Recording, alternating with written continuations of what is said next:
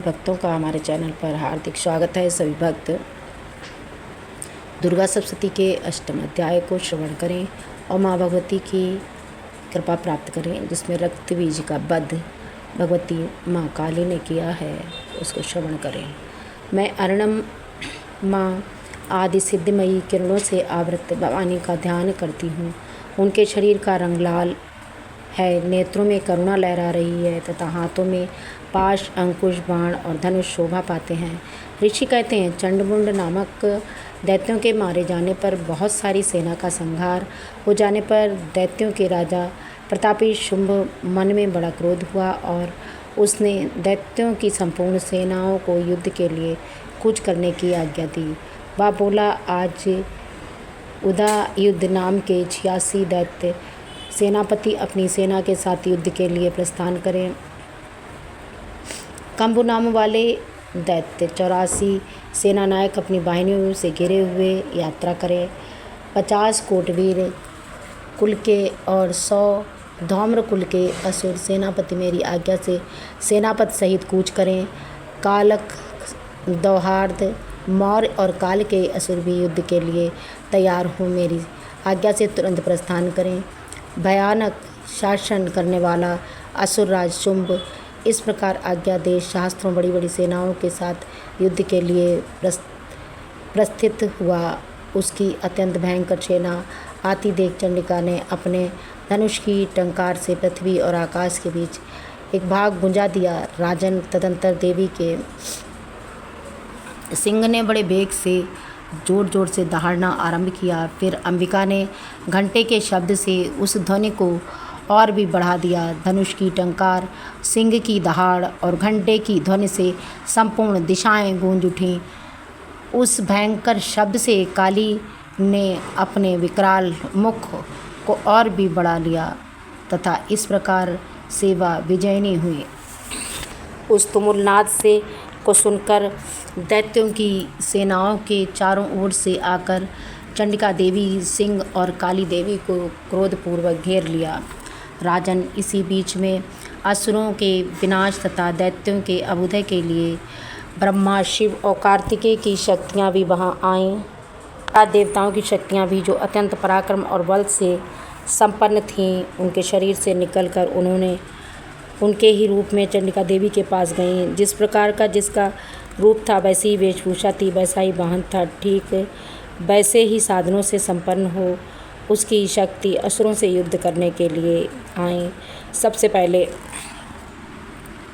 हंस युक्त विमान पर बैठी हुई अक्षय सूत्र और कमंडल से सुशोभित ब्रह्माणी की शक्ति उपस्थित हुई, जिसे ब्राह्मणी कहते हैं। महादेव जी की शक्ति बरखप पर बैठकर आईं, जो हाथों में श्रेष्ठ त्रिशूल धारण किए हुए थीं और महानाग का कंकड़ पहने हुई थी।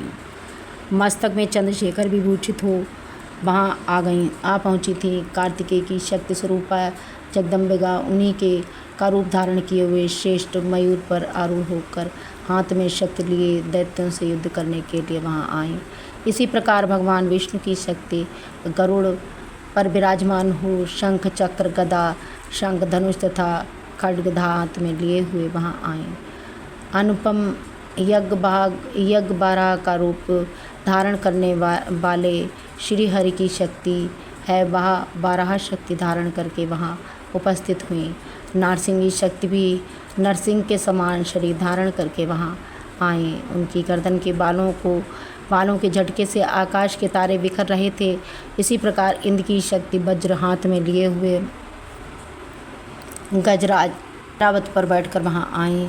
उनके भी सहस्त्र नेत्र थे। इंद्र जैसा रूप था, वैसा ही उनका भी। अंतर उन देव शक्तियों से घिरे हुए महादेव जी ने चंडिका से कहा, मेरी प्रसन्नता के लिए तुम शीघ्र ही इन असुरों का संहार करो। उन देवी के शरीर से अत्यंत भयंकर और परम उग्र चंडिका शक्ति प्रकट हुई, जो सैकड़ों गीदड़ियों की भांति आवाज़ें कर रही थीं।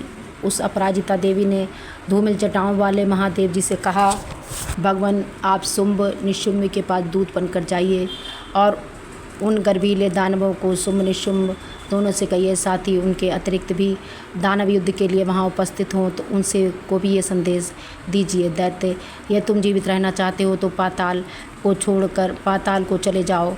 इंद्र को त्रिलोकी का राज्य मिल जाए और देवता यज्ञ भाग भोग का उपयोग करने लगें। यदि बल के घमंड में आकर तुम युद्ध की अभिलाषा रखते हो तो आओ, मेरी सिवाय योगिनियाँ तुम्हारे कच्चे मांस से तृप्त हों। चूँकि उस देवी ने भगवान शिव को दूत के कार्य के लिए नियुक्त किया था, इसलिए वह शिवदूती के नाम से इस संसार में विख्यात हुई। वे महादैत्य भी महान शिव के मुख से देवी के वचन सुनकर क्रोध में भर गए और कात्यायनी विराजमान थीं। जहाँ कात्यायनी विराजमान थीं उस ओर बड़े वेग से बढ़े। तदंतर वे दैत्य आमर्ष से भरकर पहले ही देवी के उस ऊपर बाण, शक्ति और वृष्टि आदि अस्त्रों की वृष्टि कर रहे थे। तब देवी ने भी खेल खेल में ही धनुष की टंकार की और दोनों घोड़े छोड़े हुए बड़े बड़े बाणों द्वारा देवी ने चलाए हुए उन बाणों को शूल, शक्ति और फरसे से काट डाला था। फिर काली देवी ने आगे होकर शत्रुओं को शूल के प्रहार से विदीर्ण करने लगीं और खड्ग भाग से उनका कचूमर निकाल दिया। रणभूमि में विचरण करने लगीं। ब्रह्माणी भी जिस ओर दौड़ती उसी ओर कमंडल का जल छिड़क कर शत्रुओं का ओज पराक्रम नष्ट कर देती थीं। महेश्वरी ने भी त्रिशूल से, वैष्णवी ने चक्र से अत्यंत क्रोध में भरी हुई कुमार कार्तिकेय की शक्ति ने दैत्यों का संहार आरंभ किया। इंद्र शक्ति ने वज्र प्रहार से विदीर्ण हो सैकड़ों दैत्य, दानव और रक्त की धारा वमन करते हुए पृथ्वी पर सो गए। वैष्णवी के चक्र से घायल होने पर उनके शरीर से रक्त बहा उसी के बराबर आकार वाले शास्त्रों दैत्य प्रकट हुए। उनके द्वारा संपूर्ण जगत व्याप्त हो गया। कौमारी की शक्ति से 12 खड्ग और महेश्वरी के त्रिशूल से महादेव जी रक्तबीज को घायल किया। क्रोध में भरे हुए उस महादैत्य रक्तबीज ने गदा से सभी माता शक्तियों पर पृथक कर प्रहार किया। शक्ति शूल आदि से अनेक बार घायल होने पर उसके शरीर से रक्त की धारा पृथ्वी पर गिरी। उससे भी निश्चय ही सैकड़ों दैत्य असुर उत्पन्न हुए। इस प्रकार उस महादैत्य के रक्त में प्रकट हुए असुरों द्वारा संपूर्ण जगत व्याप्त हो गया था। इस प्रकार देवताओं को बड़ा भय हुआ। देवताओं को उदास देख चंडिका ने काली से शीघ्रता पूर्वक कहा, चामुंडे, तुम अपना मुंह और भी फैलाओ तथा मेरे शस्त्र पात से गिरने वाले रक्तबिंदुओं और उससे उत्पन्न होने वाले दैत्यों को तुम अपने उतावले उस मुंह में खा जाओ। इस प्रकार रक्त से उत्पन्न होने वाले महादैत्यों का भक्षण करती हुई रण में विचरण करो। ऐसा करने से उस महादैत्य का सारा रक्त क्षीण हो जाएगा और वह स्वयं भी नष्ट हो जाएगा। उस भयंकर दैत्य को जब तुम खा जाओगी तब तो दूसरे दैत्य नहीं उत्पन्न हो सकेंगे। काली ने यूँ कहकर चंडिका के शूल से रक्तबीज को मारा और काली ने अपने मुंह में उसका रक्त लिया। तब उसने वहाँ चंडिका पर गदा प्रहार किया, किंतु उस गदापात से देवी को तनिक भी वेदना नहीं हुई। रक्तबीज के घायल शरीर से बड़ा सा रक्त गिरा, किंतु जो ही वह गिरा चामुंडा ने उसे अपने मुंह में ले लिया। रक्त गिरने से काली के मुंह में जो महादैत्य उत्पन्न हुए उन्हें वह मुंह में ही चट कर गईं। उसने रक्तबीज के रक्त को पी लिया। तदंतर देवी ने रक्तबीज को, जिसका रक्त चामुंडा ने पी लिया था, वज्र, बाण, खड्ग, वृष्टि आदि से मार डाला।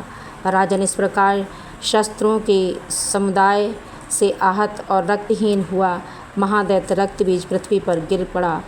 नरेश्वर, इससे देवताओं को अनुपम हर्ष की प्राप्ति हुई और मातृगण उन असुरों के रक्तपान के मद से उन्मत्त सा होकर नृत्य करने लगा।